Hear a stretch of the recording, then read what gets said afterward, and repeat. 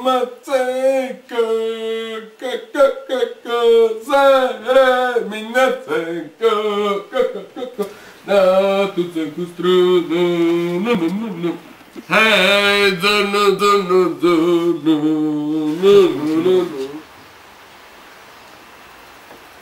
Bože, Boris príde a už bude všetko hotové. Bude môcť iba papať. No, ale by nebola všetko zjedené.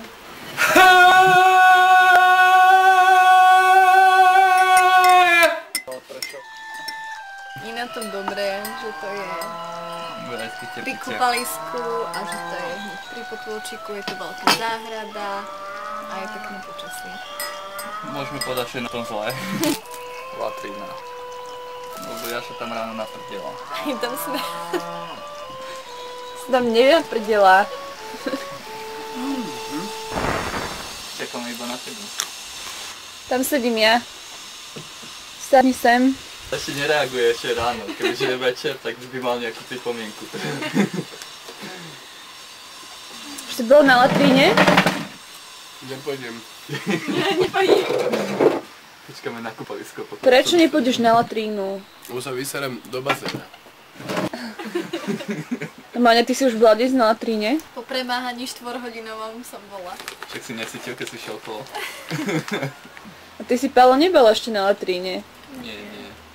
Mal by si to dať. Chlpatý zadok a ja neby tie chlapy vošli.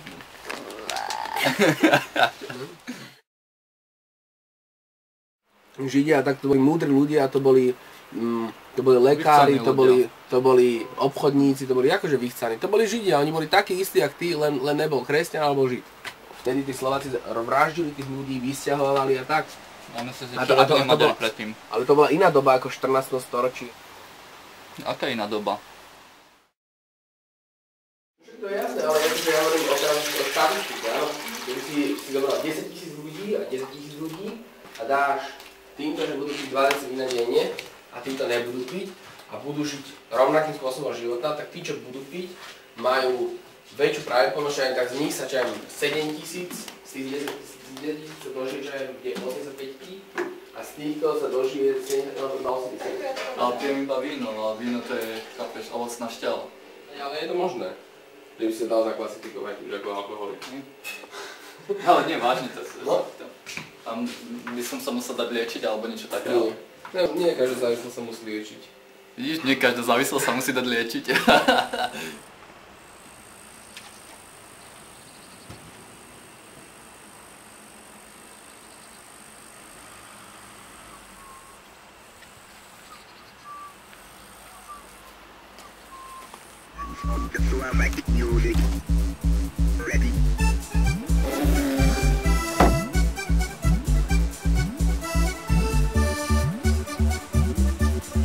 Lukáš, vykuč ho.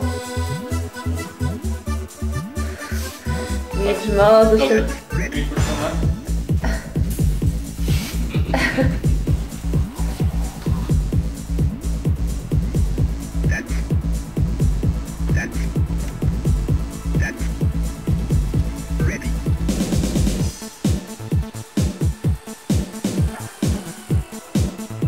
Čo tam robíš? Chod do latríny. Ideš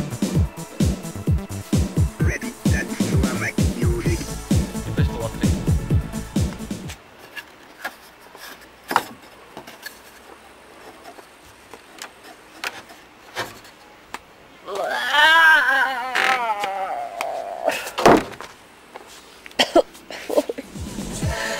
Počkajte ma!